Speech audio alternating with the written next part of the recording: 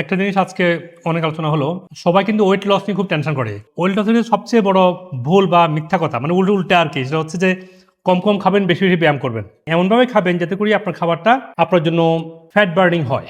এখন খাবারটা fat burning কখন হবে? যখন আপনি খাবারের আগে এই সালাদটা খাবেন। খাবারটা ফ্যাটে কনভার্ট কখন হবে? যখন আপনি খাবার শুরু করবেন ভাত দিয়ে।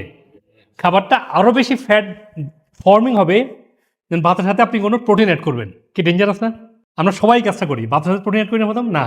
যদি ভাতের সাথে প্রোটিন অ্যাড করেন, ভাত ডাল অথবা ভাত মাংস বা ভাত চিকেন বা ভাত মাছ অ্যাড করেন, সুগারটা আরও বেশি স্পাইক করবে, মানে ফ্যাট আরও গ্রো করবে। সবচেয়ে ভালো হচ্ছে টক দই দিয়ে খাওয়া শুরু করা। টক দই না থাকলে একটা সালাদ দিয়ে শুরু করলেন, অথবা টক দই সালাদ মিক্স করে খেলেন। এটা হলে হবে কি, যে ব্যাকটেরিয়া আমার দরকার, যেটা ফ্যাটকে বার্ন করবে, সেই ব্যাকটেরিয়াটা আছে কোথায়? দইয়ের মধ্যে আছে, কিছুটা আছে। এবং যে সালাদটা আপনাকে এনজাইম এবং অ্যাসিড ব্যালেন্স করবে, সেটা আছে সালাদের মধ্যে, এবং সরিষার তেল দেওয়া হয়েছে এটার মধ্যে।